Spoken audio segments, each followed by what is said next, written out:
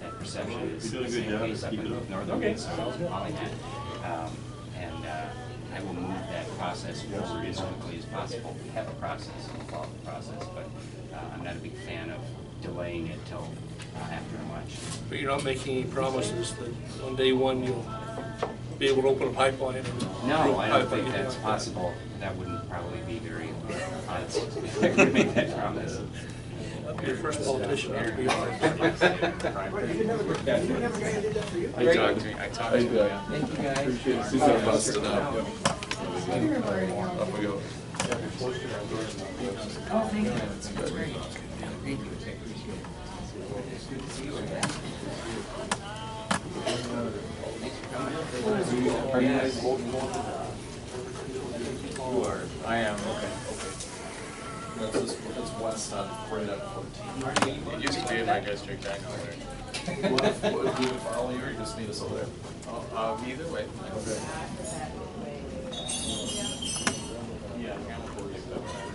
Yeah, thanks. Especially looks good for the schedule. So. I'm trying to think of what ones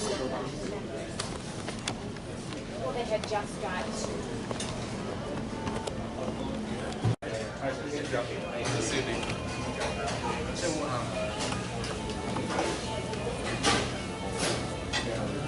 Let's see. Does a person eat or not eat? You know, I have no reason to. There you go. That's enough for what they were supposed to do. As far as what the state did, we appreciate it, $22 million, but the other provisions they did as far as allowing local business sales tax, industry fee for the rest of that, that $45 million would be a big burden on most of them. I mean, we're talking about 2 counties, 2 cities, and then you've got the other, the 2 rural water systems, particularly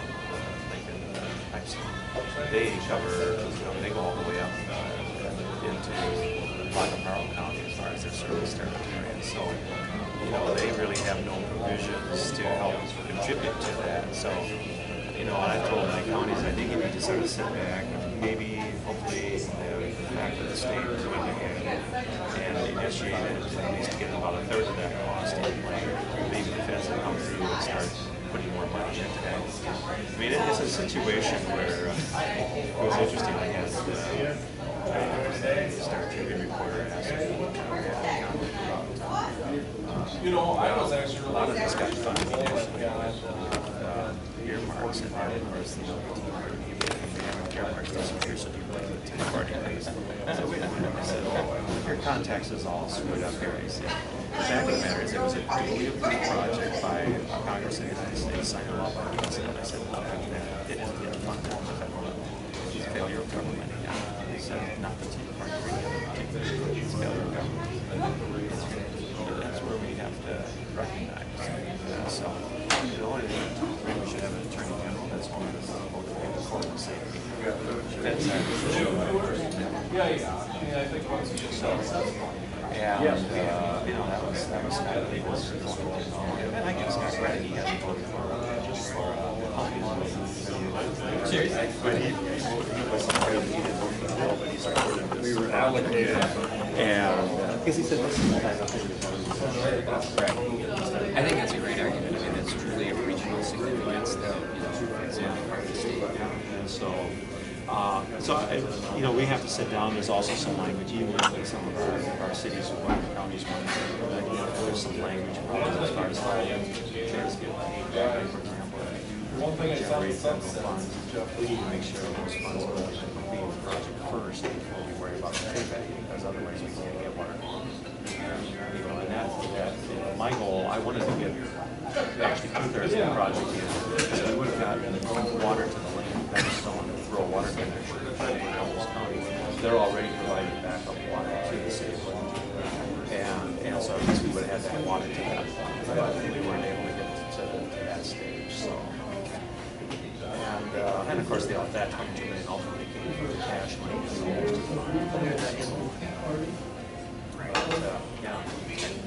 So, my message I will share is exactly the same as Scott. There's, you might get spending $1 million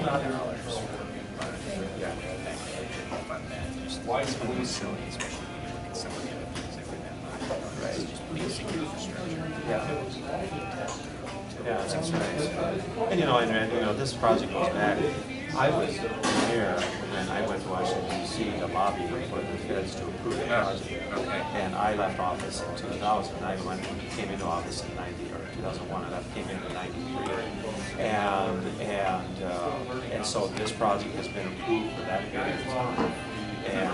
And of course the state, yes, all the states and the local units put all their money up front, because that was then setting our costs at that point. And so we've been relying on the feds. Because some people say, well, why did you borrow money? I just like to you got to have that money, otherwise you don't have water. Got to start somewhere. It's in a sense, in the last 3 years, it's been real. Yeah. Okay. That's helpful. Thank you. Howdy, sir. How you doing? Yeah, good to see you. Hey, good to see you again. Get you guys to come join us. Yeah, absolutely. Yep, sounds good.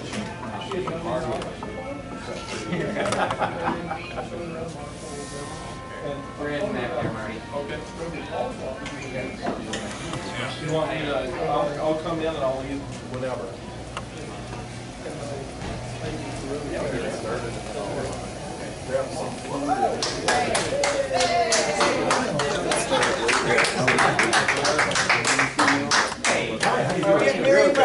Bill Weber, Senator from District 22.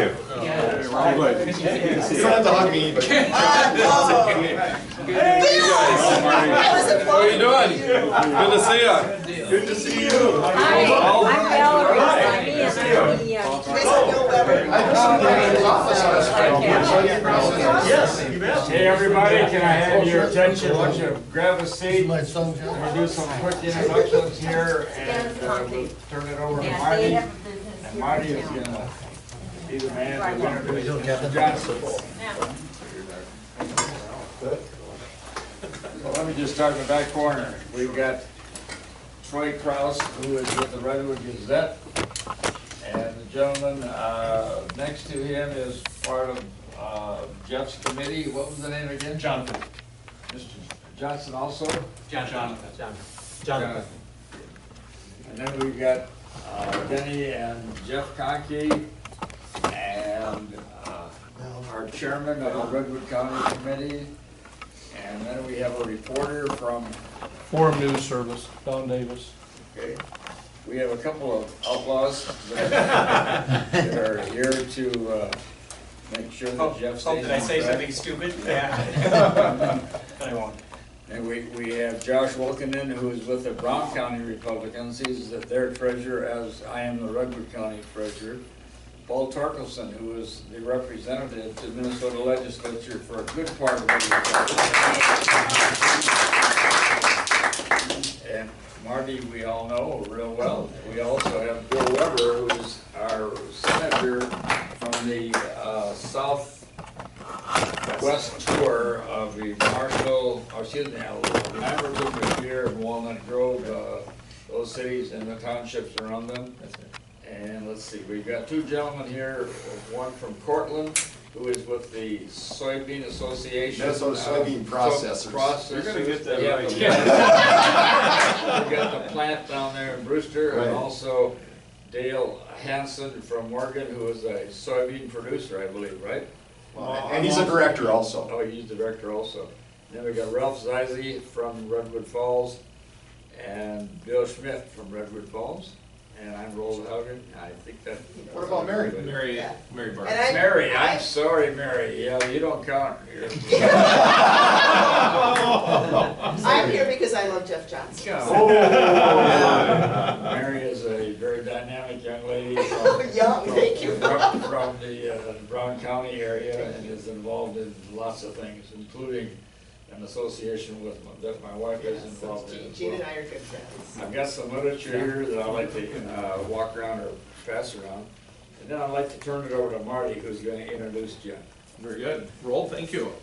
Roll, thanks for putting this together, by the way. It's great to be back in Redwood County. I was joking with my my neighbors sitting out there, and I told them to come in here that I grew up with. I had 95% in a 5-way race, and we're still trying to figure out who the 5% were. But You really got 95%? I had 95%. No, I was not kidding. I had 95% Lion and Redwood. So there's a reason I'm here with Jeff today, and that's to support him.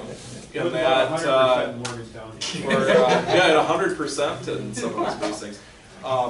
Troy's with the Redwood Gazette, and come on in, guys. Hey, good to see you. Hi. Haven't seen you for a while. We want to let everybody know who is supporters of mine to get on board if you already haven't. And we've been doing some things on my own, but I'm glad Jeff came out to our area and has been willing to go out. We were just in Lamberton on a campaign swing and over in Marshall this morning for breakfast. But you can't win statewide if you don't have about 60% in Redwood County, I think is what our target should be, and close to that in Lyon as well. We've got to get your friends and neighbors together, and they've got to get out and vote. It's an off year. It is critical that we carry this area. The polling that came out, I think, I'm encouraged by, because we're very, very close to Dayton, and one of the polls was 7 points. And in the subsets, it said that Dayton was ahead in southern Minnesota. I have no idea why, but that's where we come in. Because if you take the southern 3 or 4 counties and draw them across the state, we can make the difference if we carry this area very heavily for Jeff Johnson. And that it isn't rocket science. We've got to carry this area, and we've got to carry it big. I don't know that we can do 95%, but I think if we do statewide, if we can get these surrounding counties to come in at 60% or more in Paul's area and in Bill's area, we can help turn the tide. I think all of you know it's very self-explanatory why we need a different governor. It is very self-evident, but for those of you who have not taken an active role in politics, we're asking for you to step it up, to get the signs out. We have a victory office in Mankato to the east and in Marshall to the west. So if you need things, we can get those to you. We are going to try to do everything we can to spread the good word. But many of you have heard me speak for many, many years, and you don't need to listen to me anymore. We want to make sure that you have any questions answered about Jeff's position on something. If you have curiosities about certain things, his background, etc. But one thing of interest is Jeff grew up in the 7th District in Detroit Lakes, and his running mate Bill Queasley is from southern Minnesota, down in the Stewartville area. And I served with Jeff. I know him. I know his values. They're very reflective of where I'm at on things, and Bill Queasley is too. We're very good friends. We all served in the legislature together. Bill was elected the year I was, and I consider them very good friends. And I think what we need in the governor's office right now. So I want you to welcome Jeff wholeheartedly, a good voice for all of Minnesota. Thanks. Thank you. Thanks for coming out. Thank you especially to Marty. You know, Marty, excuse me, when I got in the legislature back in 2001, Marty was already there, and he was a little bit of a mentor, even though he's younger than me, he was a little bit of a mentor for me during my 6 years there. And we went into this Republican race a year ago. He got in a little bit later as friends, and we came out of it as friends, which I think is a testament to Marty and all the candidates in the race. And I really appreciate your support, and it's extremely important to me, especially in Greater Minnesota. And I want to thank you all for coming out. Let me tell you just briefly my background for those of you who don't know me. Hey, how are you? Good to see you. Thank you guys for coming. Let me tell you my background, and then I'll give you the short version of why I'm running, because I'd rather open it up for questions or comments or advice if you have any of that. So background, as Marty mentioned, I was born and raised in Detroit Lakes, Minnesota. My wife Sandy's from Crookston, Minnesota, and we went to Concordia up in Moorhead. So we are children of the 7th Congressional District. But we have been now in the cities in Plymouth for almost 20 years, I think 19 years now. We've got 2 boys. Thor is in high school and Rolf is in middle school. I've spent most of my life in the private sector, both as an employee for quite a few years and the last 14 years as a self-employed business owner, just a one-man shop that I've had for quite a while now. And then also during that time, I served those 6 years in the State House with Marty. Now the last 5.5 to 6 years, I've been on the Hennepin County Board as the often lonely conservative in the heart of the left-wing beast of Minneapolis, which actually has been a great challenge for me in a good way, because I've got 6 colleagues, all of whom I respect, but all of whom I disagree with rather strongly on what the role of government should be and kind of on our worldview, and trying to figure out how to once in a while cobble together 4 votes to change something in a positive way is a really good challenge, and I've had some luck with that. And of course I got in this race about, well, just a little over 16 months ago, and since Labor Day, you know, the unofficial rule is that the campaigns kind of start after Labor Day, and it really has. I mean, it's gotten absolutely crazy since Labor Day in a really good way. Why am I running for governor? I believe very strongly that we are headed aggressively in the wrong direction in this state on several different fronts. And part of that is because we have an all-DFL legislature, but I believe an even bigger part of that is because of Mark Dayton. He is hostile to business people, and I think it's because he doesn't understand business. He truly believes that businesses, even small businesses, are largely predatory rather than part of the engine that helps run this state. He's a true believer, at least when it comes to government, that bigger is always better. He grew government spending by $10 billion in 4 years. We went from about $30 billion to about $40 billion in 4 years. And I think that he grew government so fast and so significantly that he's really not capable of managing it anymore and making it more efficient or more effective, making it work better for people. And then also, I think importantly, he has really forgotten 2 important parts of Minnesota. One is the middle class. And I can give you example after example of that, and I will when I talk about my 3 priorities. But the middle class has been largely forgotten in this state in favor of special interests and some other things. And I also think he's largely forgotten greater Minnesota. And I hear that all the time when I travel around Minnesota, or when I go back up home and talk to my family. Whether you talk about funding formulas for things like education or transportation, or whether you talk about what actually ends up in the bonding bill and where we're spending all our money, or whether you talk about some of the regulations that are affecting business people and farmers and others in greater Minnesota, he really doesn't seem to be very engaged out here at all. And now that he has jettisoned his Duluth running mate for another Minneapolitan, we've got the all-Minneapolis ticket there. I just don't think you'll see him in the next few weeks because it's an election year. But I don't think there's a great interest there, and I think that greater Minnesota has largely been forgotten in this administration, and you'll see quite differently from me.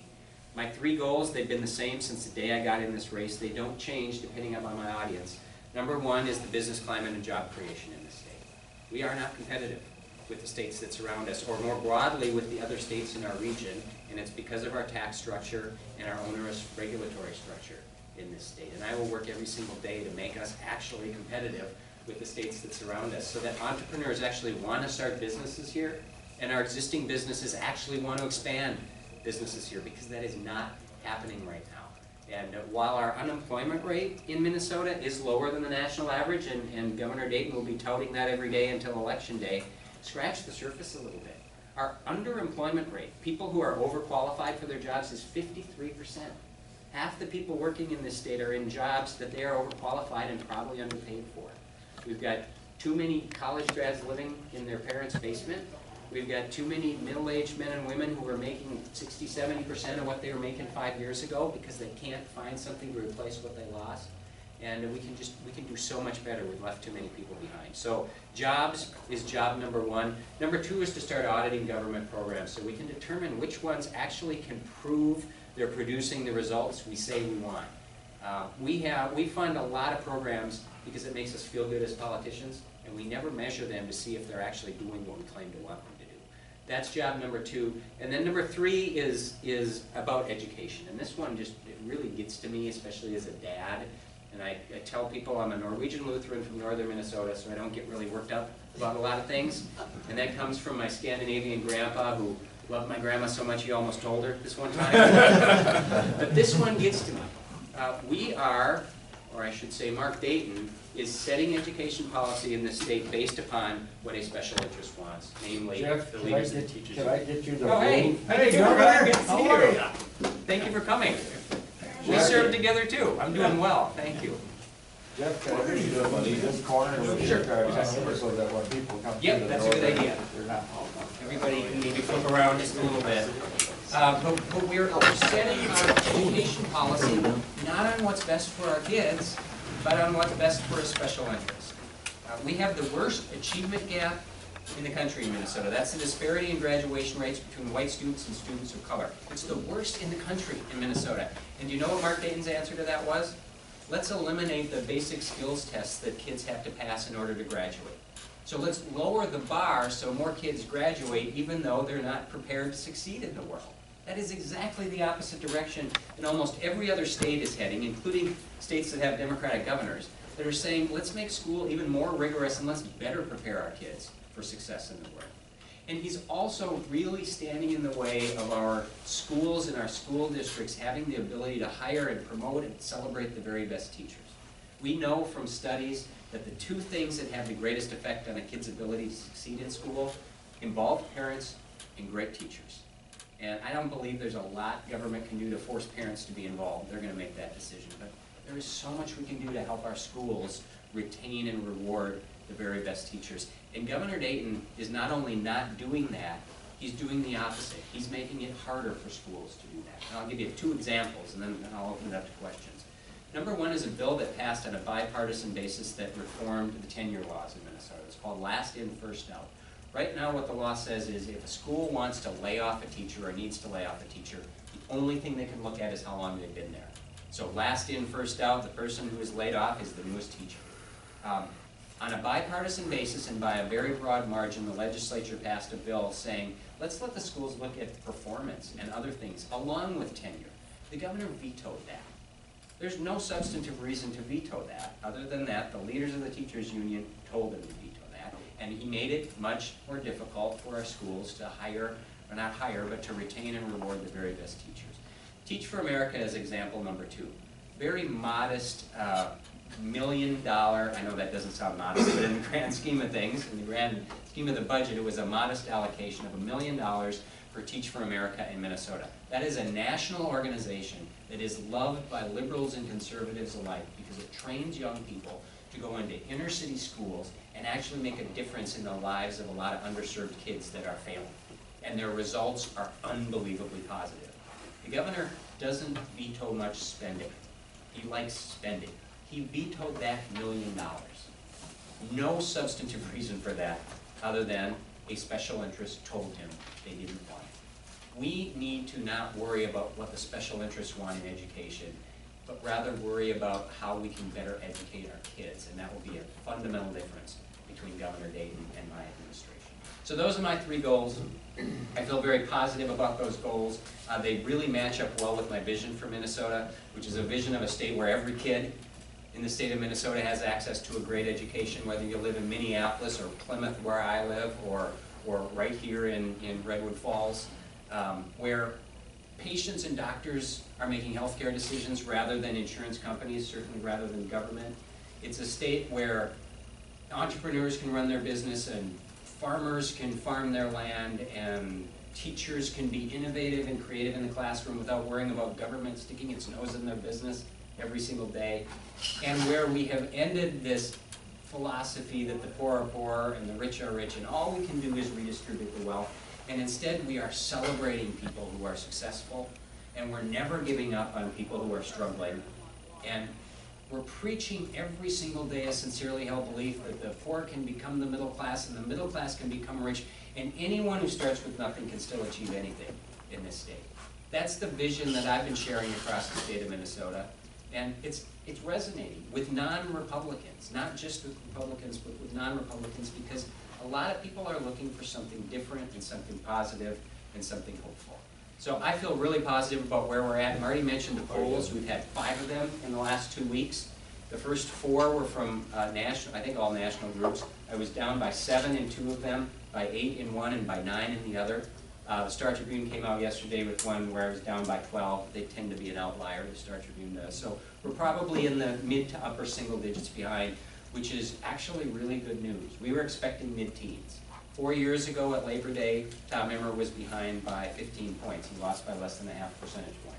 4 years before that, our incumbent governor, Tim Pawlenty, was up by 14 points, and he won by less than a percentage point. So necessarily, this narrows dramatically, and we're actually much closer than either of the last two challengers have been, the last two cycles.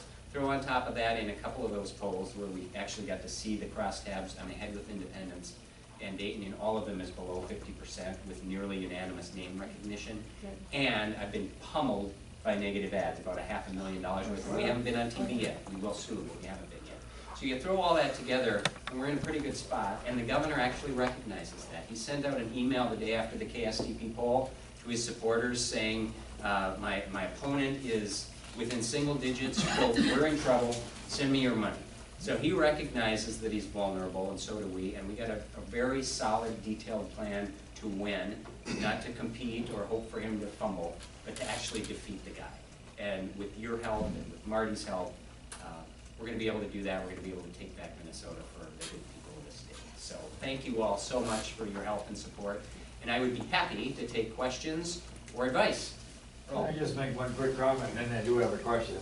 The gentleman who just came in is Rod Hamilton. Rod is our representative for the 3 counties that Bill Weber is the senator for, which is Lamberton and Revere and Walnut Grove, those 3 communities, and that tier of those townships.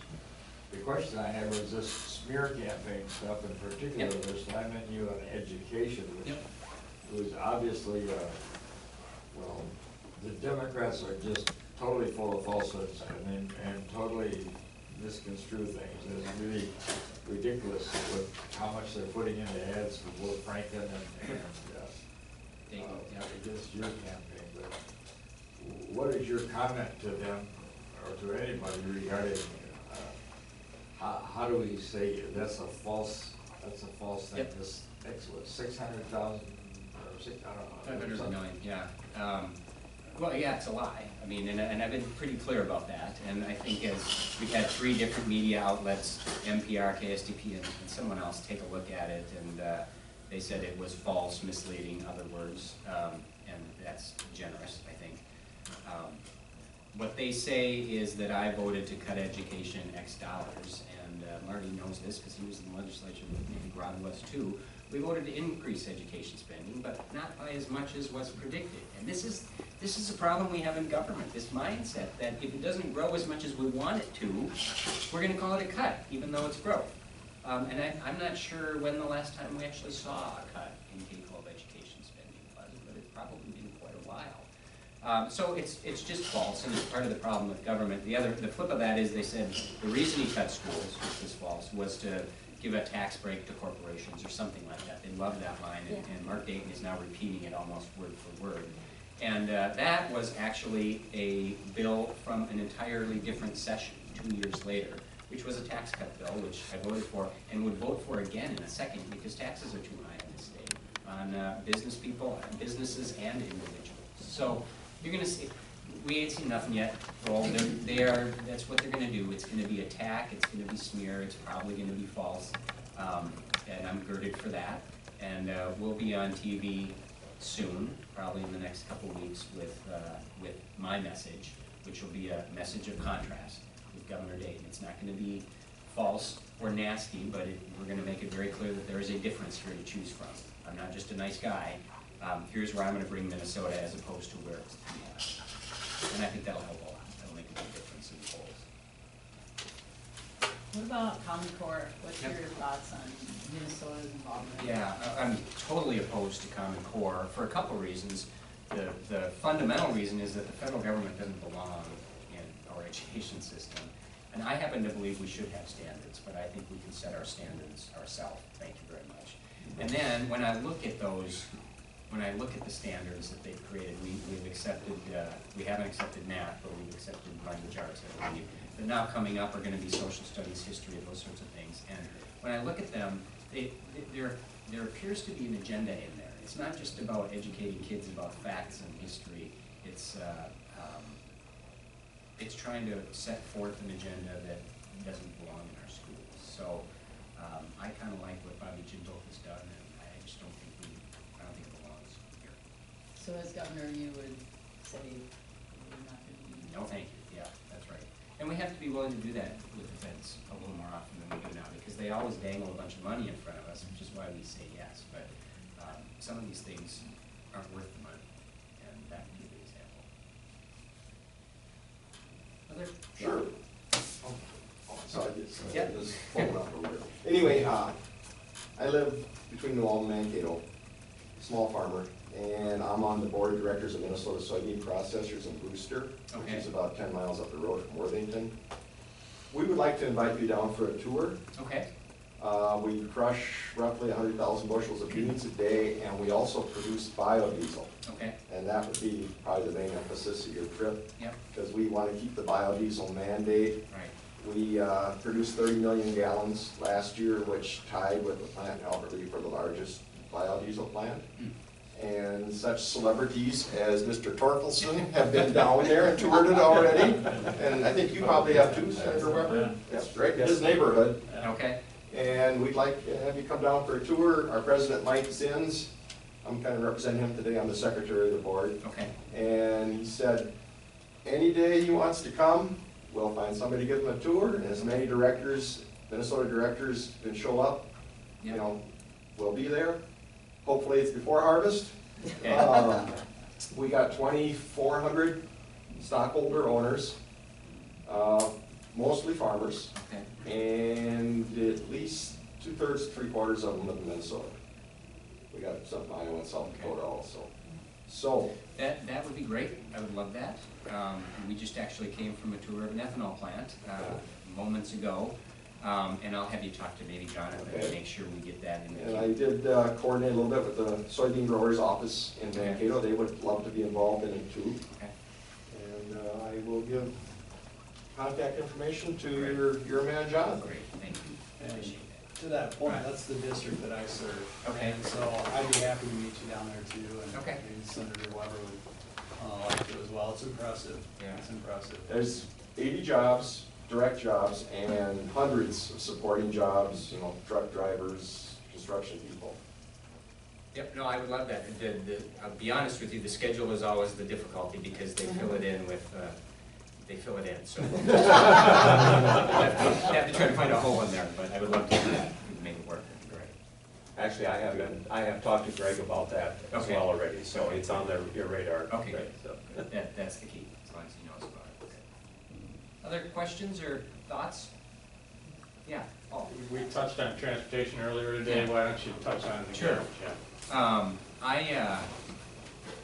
I happen to believe that I don't believe this is true, the focus, all of the energy on transportation for the past 2 years, since we got all the NFL control, has been on every form of transportation other than roads and bridges. So it's light rail trains, it's commuter trains, it's so-called high-speed rail, it's streetcars now, and trolleys, it's sidewalks, it's bike trails, it's everything but roads and bridges. And of course, it's roads and bridges that everyone in the state relies upon, not just to get themselves around, but also to get all their stuff around, to get the food to their grocery store, or to get the fire truck to their house if there's a fire. And we need to reverse that set of priorities. Roads and bridges has to be at the very top of the list. There are certain areas of the state where you probably need another mode of transportation. I happen to believe buses work a lot better than rail does, or certainly, I mean, there's this new thing with streetcars and trolleys now where we've got to bring them back. We essentially pulled out that old system 100 years ago because we had moved past it, but now we want it back because Portland has it, and that's kind of the mentality. But the focus has to be on roads and bridges, and you will see a pretty aggressive focus in my administration on that. The governor argues that we are way behind in spending on roads, and I actually agree with him. I don't know if I agree with his number or not, but I think he's right, and he could fix that easily by making it a priority, rather than putting it at the bottom of the list. I'll do it, I will just talk about it. Why do you suppose that is, that the DFL wants those things as priorities as opposed to the obvious? You know, part of it is just a romanticism about trains. I hear this is my life on the Hennepin County Board. The trains are a religion on the Hennepin County Board, and it's, you know, all all the cool cities have them, and so if we want to compete, we need them. I think there's also a bit of a belief that amongst some that cars are bad, and that we've got to get people out of their cars into a different form of transportation for whatever reason. I won't speculate, but there's a bit of an agenda there as well. But it's when you actually look, if you want to spend people's money more effectively and efficiently, trains are so clearly not the answer, because it's just the cost-benefit analysis is terrible. And I've told people, you show me a train where the cost-benefit analysis makes sense. If you spend X dollars, but it clears congestion off the metro roads, for example, I'll listen, but they don't do it, and we subsidize them very heavily, so. Are unions involved? You think that's part of it? I'm not sure the unions are involved much. I mean, there's certainly an interest. I mean, road building brings jobs just like rail building does, so I'm not sure it's unions as much. You're calling more environmentalism? Yeah, certainly environmentalism. Get cars off the highway. Right, and that is just a philosophy of some of it.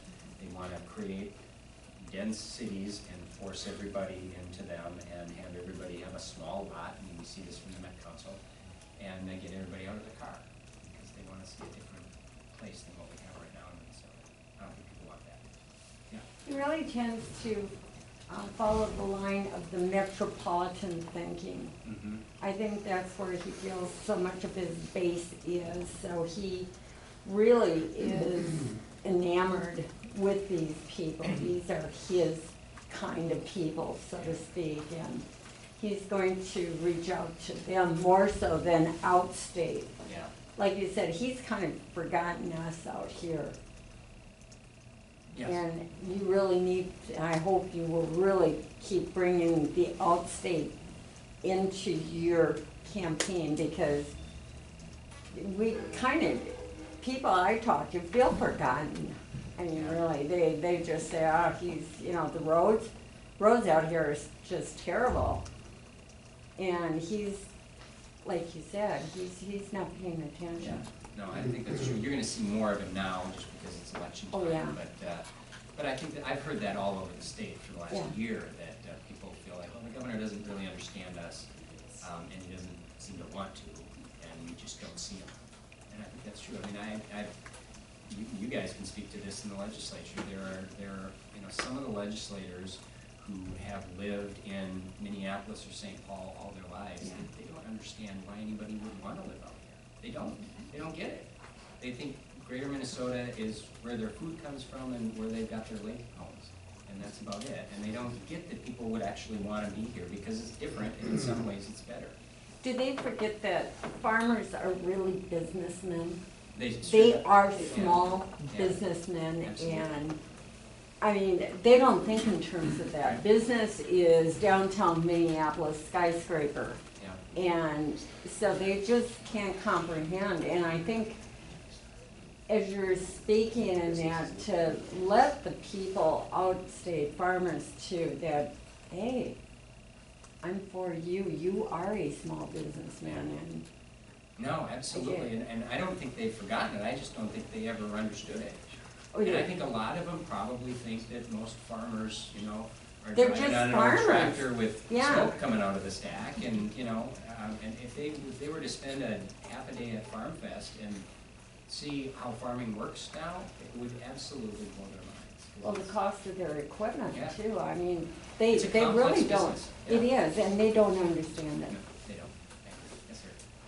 Since I have a chance to ask you this, I've been employed by a local townships for 33 years now as a tax assessor.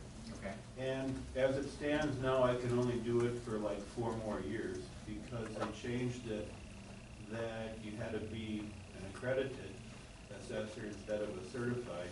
And it would cost, there's about 10 of us in the county and other ones in other counties that are affected by this. We'd have to spend about $10,000 between time and schooling, and it really wouldn't help us in our job of doing rural assessment. You ever think they could maybe put a grandfather clause in of 20 to 35 years, anywhere in between would help me out. Yeah. But,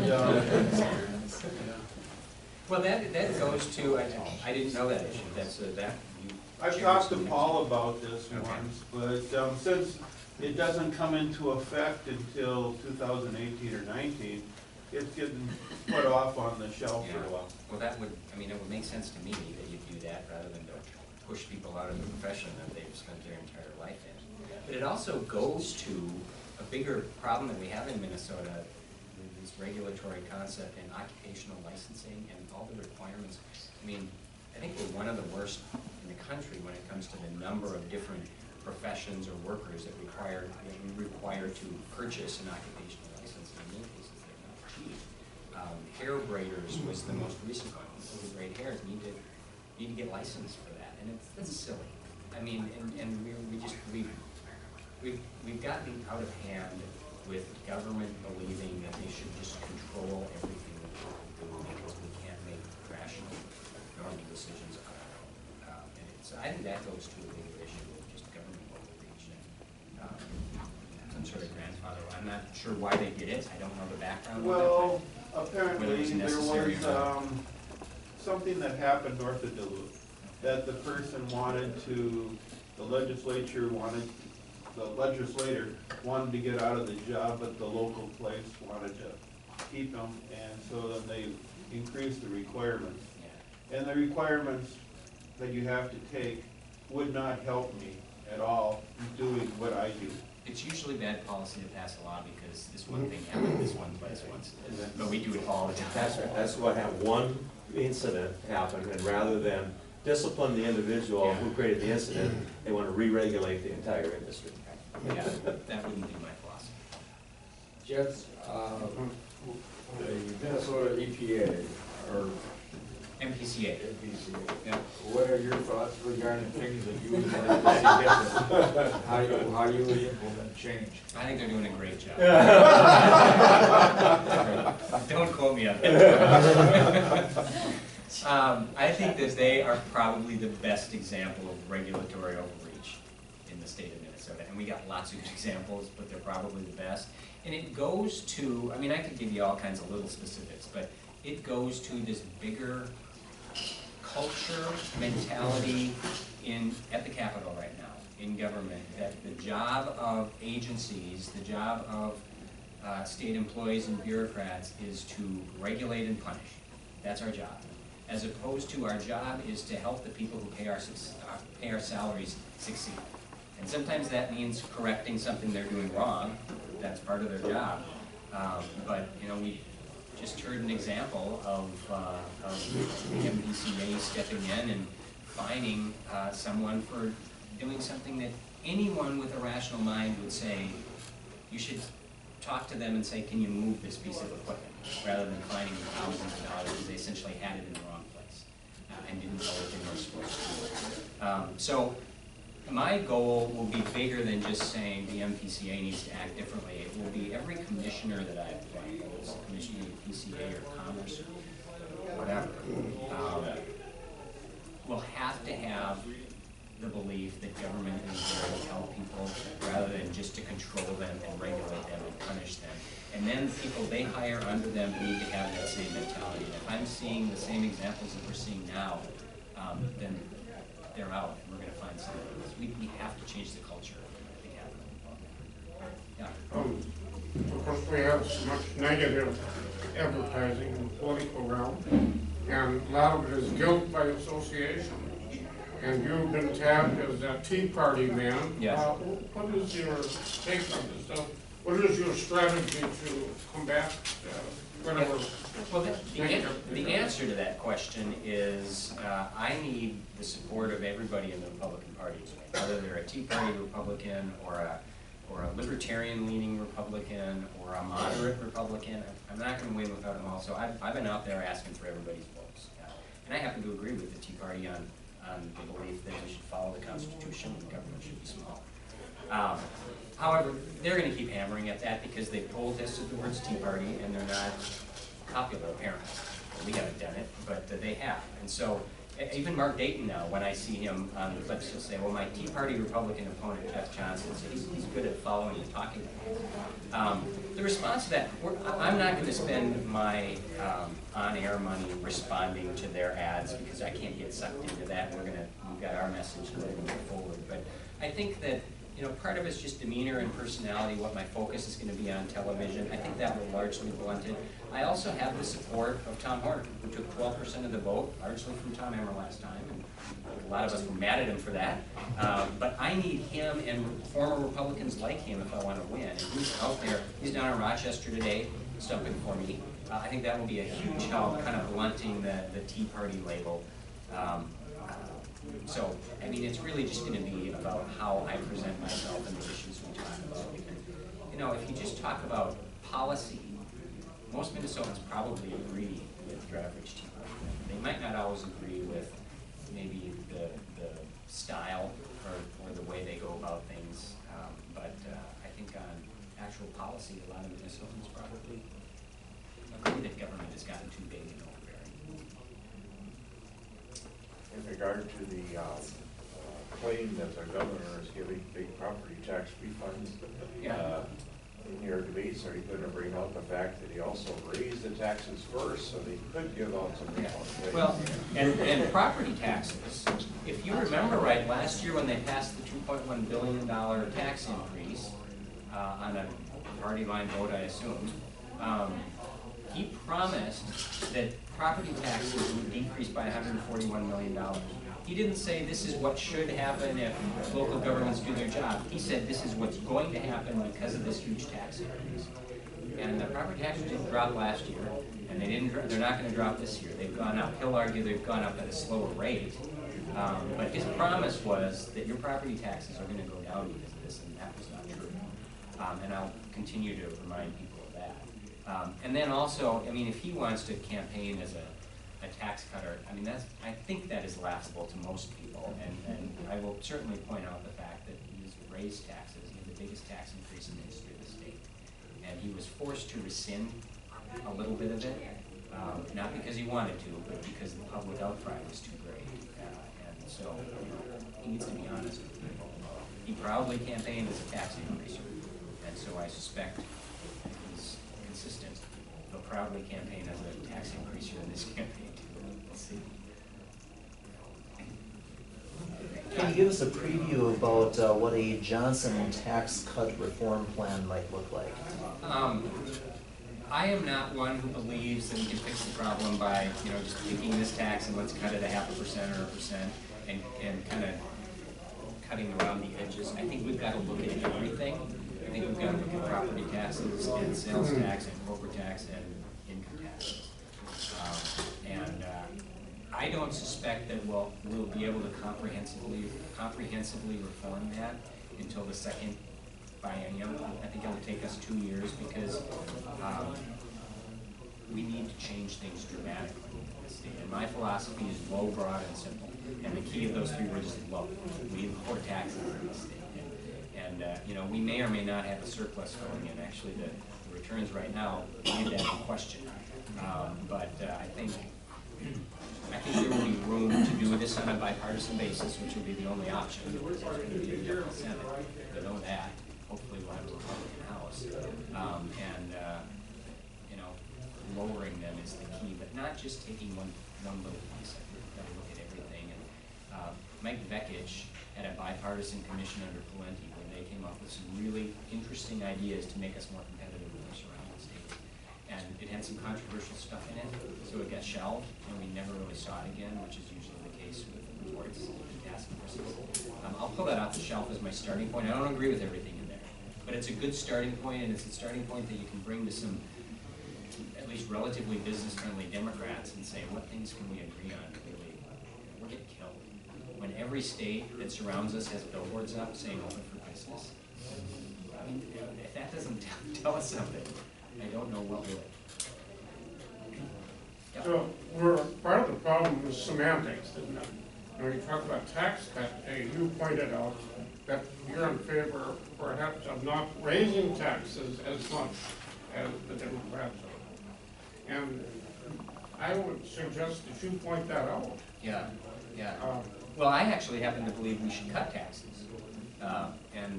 You know, I don't think the tax increase that they passed last year was at all necessary. We have plenty of revenue. Most people prioritize things better and make smarter choices. And actually, if we could do things to make our business climate more competitive, the economy, we 6 of the last 7 months have been under the revenue projection. This is the result of the huge tax increase from last year. We're seeing it now this year.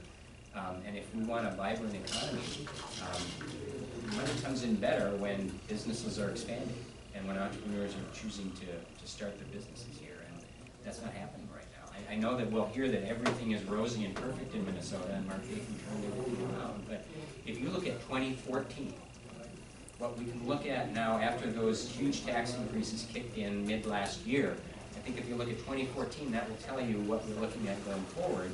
We have one of the worst job creation numbers in the country in Minnesota, 2,900 jobs in Minnesota in all of 2014.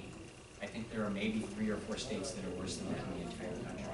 And our revenue is not meeting projections month after month after month. So that's what we're looking at going forward if we don't change the direction.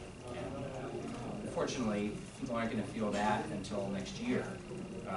So, you know, I have to be smart about how to make that argument. I don't just want to be, you know, constantly on the attack because people believe the media when they tell them that everything is going okay. And I think we need to point that out because that's what the future holds for us if we don't change it. Well, do you have any vision for how you're going to reduce the size of government? Are you going to create some group that's going to go and look at all the various programs? Yep. And tell you which ones? Yeah. One of the things you'll see on our brochure that I've talked about is starting to audit government programs. And I think we need someone from the outside to do it because when we try to police ourselves as a government, I don't think we're very effective at that. And so, and this is not an audit of agencies to try to root out fraud and waste. That's fine. But what I'm saying is let's look at every single program that taxpayers fund and measure whether it's actually doing what we claim we want it to do. And some are and some aren't. And the ones that aren't, we should end. And that is, I mean, we'll start with human services because those are the easiest programs to measure. You can measure whether you're moving someone off of welfare to self-sufficiency. And if we're doing that, we're doing it long term, then the program's working.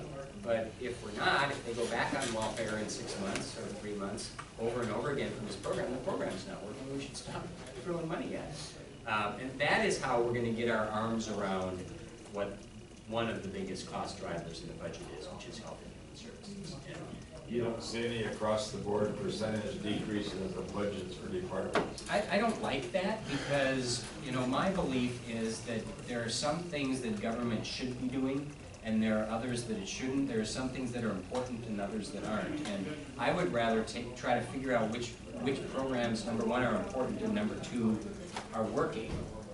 And fund those and stop funding the others rather than do the across the board. Now, you know, one easy thing to do would be to say the agencies and their administrative expenses, maybe they could afford to cut X%. But that's a drop in the bucket in the grand scheme of things. The savings we're going to get are from the programs.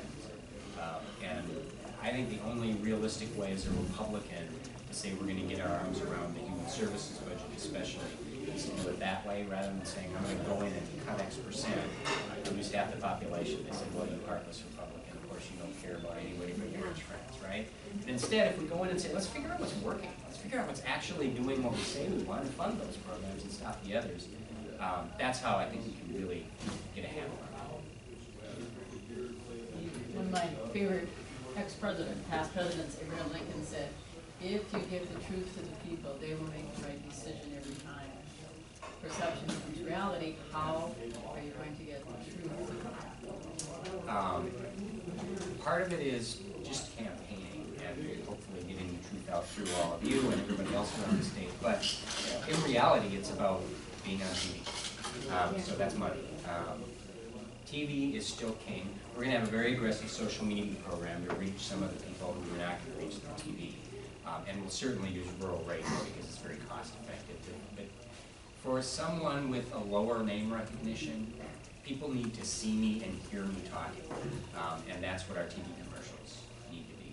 So that's what always narrows the races in these statewide races, where you have high name recognition and moderate name recognition. It's television commercials. So we'll be aggressive. We'll if we don't match Dayton, we'll come close to matching Dayton when it comes to the buy. I think we'll be able to actually probably match him. And we'll be on about the same time he is. I might be a few days later, but once we get on, we're going to stay on. And that means I got to spend a lot of time raising money. That's just the reality. I probably spend half my time raising money. And that's how politics works. But I think that's how I get the truth out. The Scandinavian name gives you about 3 points. We gave away more Jeff Johnson for governor bumper stickers to people who knew someone named Jeff Johnson than anybody else. But I'll take it. Words. All right. Yep. There was an interesting headline in the Star Tribune on Sunday. It said that Jeff Johnson suffers from name recognition in Minnesota. That kind of elicited a little chuckle on my part. Yeah, that's a weird way to put it. You're right. His name is Olson.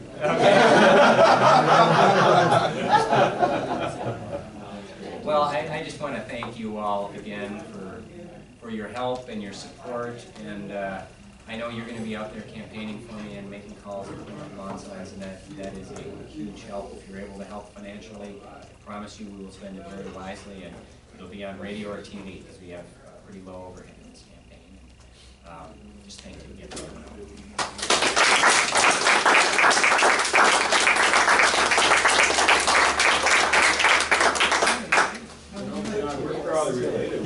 Sure, guys. You do have your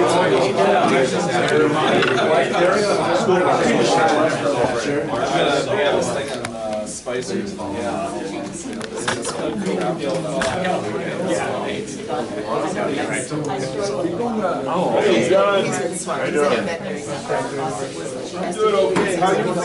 How's your health? So I was chuckling at that. So we can, I can see you.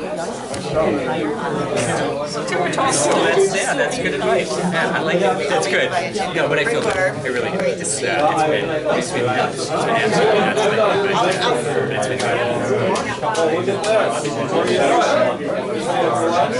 I appreciate that. That's right. Thank you.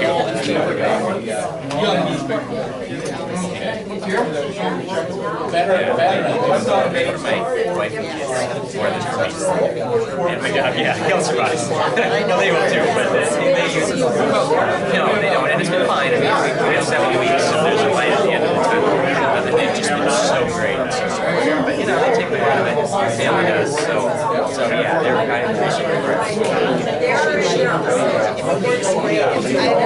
yeah, well, no, I would appreciate it. Rolf. Yep, inside. Good to see you. Yeah, thank you guys for coming up.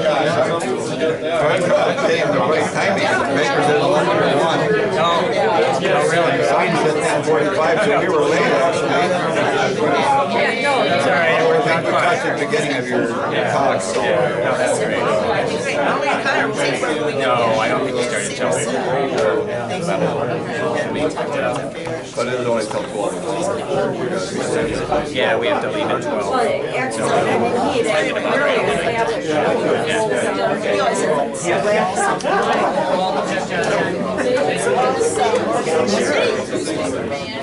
Just retired. Oh, really? Not to fear, I'm a former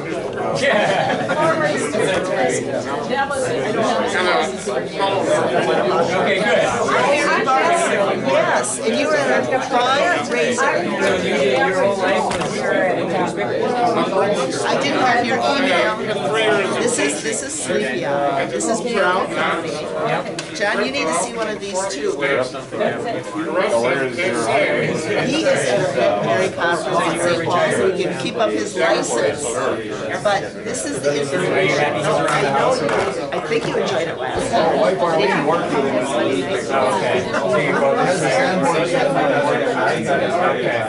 great I spelling. said, it's this again, I didn't know you should ask me this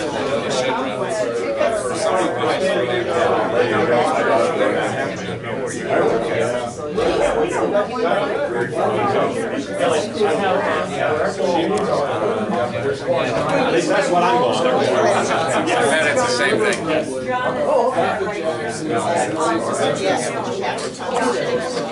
Yeah, well, yep, no, our faith is central to our family. Our church is our second home. In the Twin Cities, and I've been very involved. Formerly LCA, that's right, and you know, I'm a confirmation teacher and Sunday school teacher. I'm doing confirmation during the campaign. One personal thing that I did quit out on the boys halfway through it, so I actually That's one of those. So you were president. That's right. You were president. Complaints on his list. Right. Yeah, it has to be tarred, you just can't put gravel there. Right, yeah, we looked at whether we wanted to go with Look, I'm serious, man. I had one of those one of the others. We just thought we're a big enough church that independence works for us well. That was the biggest problem with the LCA. Oh, it's like a bog. It's like a bump. You have a all guns. Sure, yeah. Oh, really? Yeah, Wall and Light are great. They've been good supporters too. Yeah. Oh, really? Okay, yeah. Hey there. How are you? Yeah, thank you. Really nice to meet you guys. You're taking multivitamin, anything like that? Where do you get all your, all your energy? How to keep you healthy. All right, I'll I take didn't that. have anything, you're taking injections. No, that's good advice. I will, I'm not taking multivitamins. You should. Yeah, I'm getting older, so maybe that's a good thing. Use a stool to take vitamins. That's right. Well, good to see you guys. Thank you. Thanks for all. Appreciate it.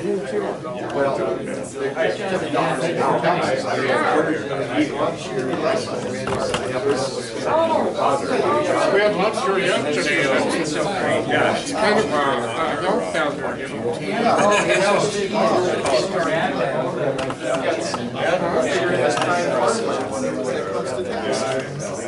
That's not your CRD. That's one contract, $100 but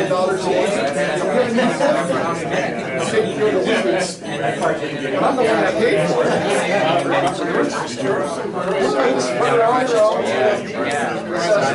Yep, I think that's the first time I mentioned that, and she's live energy.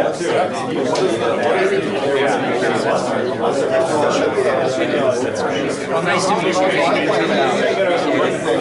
you. And tell her hello. Say hi to her. Thank you.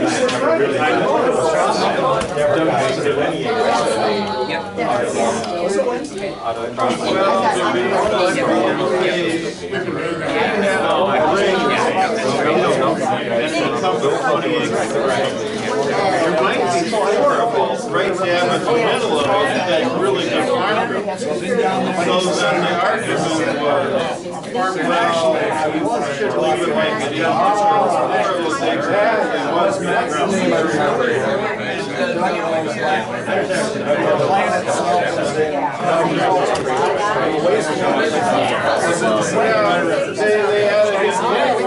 they got it right in narrative. Right in the narrative on a 1974 one-story Ramblin' House in town. Well, no, it's A friend of mine could have got the credit because not too much probably didn't need it, but now it's like 3 times more stuff you have to do. So that's what we're going to see from them. 10 of us or none of us are going to compute it because we're all Yeah, I mean, that's why I tell They'll hire the county to do it, not the local got good policies. You gotta pay attention. Yeah, it won't be out on TV, so that makes a big Good, difference. yeah. I know you can't. 5 minutes. Right. I know 30 seconds is not much time. Well, I mean, when you were talking about. I'm not buying a ticket now. No, that's where you're really. Yeah, well, the TV commercials, I mean, I'm trying to get my message out there as opposed to responding to, but also contrast it and say, here's why he's so we'll do that. The very first commercial has to be an introduction to me and my family, and people know who I am, so that one will be a little bit more lighthearted as a starting point.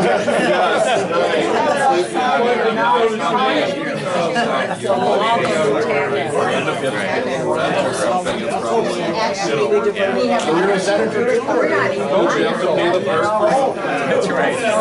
Yeah, they started airing that the day after the primary. They were ready.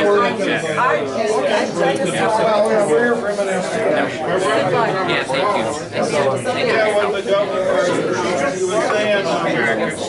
I hear on Worthington Radio that they have a Sioux Falls governor.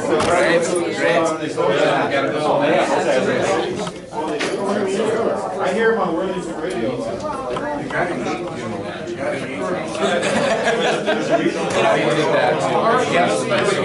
Yeah, well, I don't represent the whole county. We have districts, but you know, I still assume areas within my district. Honestly, I think it's about where's your focus and what message do you bring. And I talk a lot about actually making government work and taking the money we already have and using it more wisely as opposed to constantly saying we need more and more and more.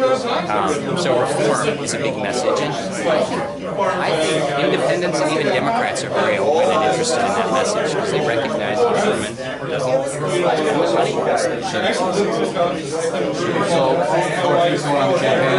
They're great. It's been nuts since Labor Day. It was really busy before that, but it's just been crazy busy. You know, really good way since then. And people are starting to pay some attention now, which I think is a positive thing. And you know, in a couple weeks when everybody's up on the air with their commercial state, they'll be up in Iowa. I think we'll start paying even more attention. I've been really happy with where we're at right now.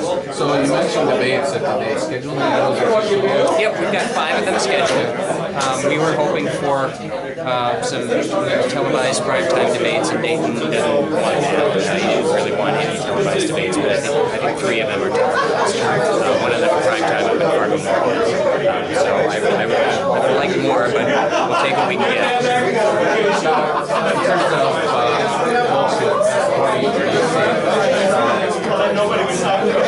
In the state, you mean? I'm very strong in northwestern Minnesota because, well, I'm from there, my wife's from there, we went to school up there, our families are all still there, so that, you know, and those are a lot of swing counties up there that hopefully will lean Republican this time. We're strong in southeastern Minnesota, particularly Homestead County, because of Bill. Yep. And also I've paid a lot of attention to that area, I've been down there a lot. I'm going to be strong in the western suburbs in western Hennepin County, which we, as Republicans, we really used to rely heavily on western Hennepin County to put us over the top in statewide races. It just hasn't been that strong lately. We don't get a lot of those moderate Republican voters back. Even though I'm conservative, they know me and trust me. No, we just, I mean, you kind of heard the spiel, so I'm going to have a focus on Greater Minnesota, not just as a candidate, but actually as governor, because if Greater Minnesota is not thriving, then Minnesota is thriving. Sure. I actually had a chance to talk with your running mate early on in the campaign back in June. Okay. And I remember under Tim Blanchard talking about the put in place putting Bill Mullen in that position. Yep. Have you thought about doing that kind of thing? He has no intention. He's made it very clear to me that he is not going to be commissioner. Right.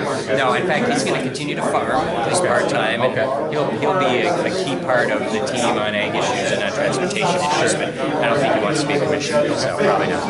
Okay. Great. Good to meet you. Nice meeting Thanks for coming out. Appreciate it. You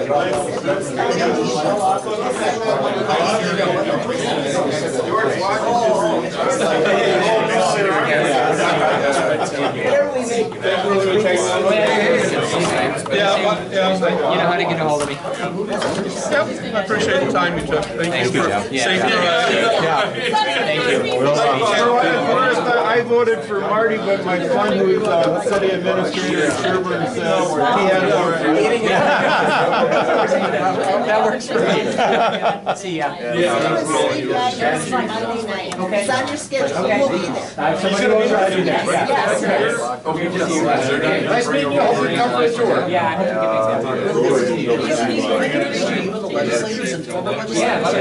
Biodiesel cleans up the air. It's for social media for all because yes, but he's good. he's very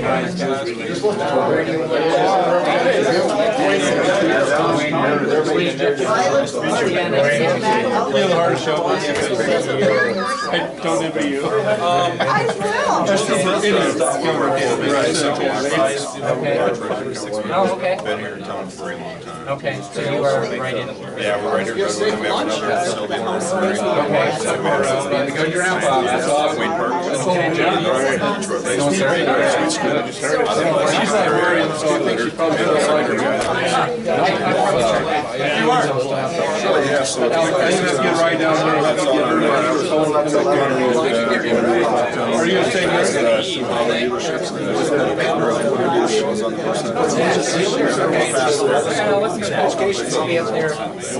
Well, you're clued in. We got hot water, but they guys don't have where to go, where to be. Okay, does that work? If I tell you where to go? My family is So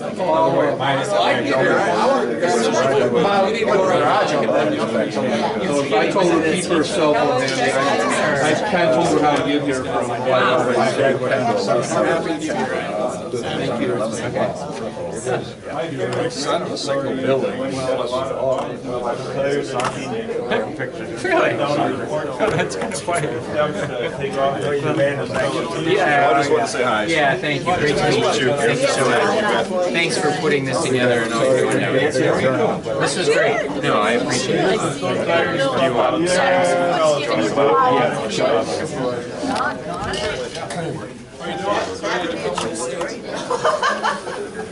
Well, you know where you're buying this house. Okay. Oh, you already. You want to be in the center? Yeah, why did you do that? Yeah, that's right. How come you're all this much taller?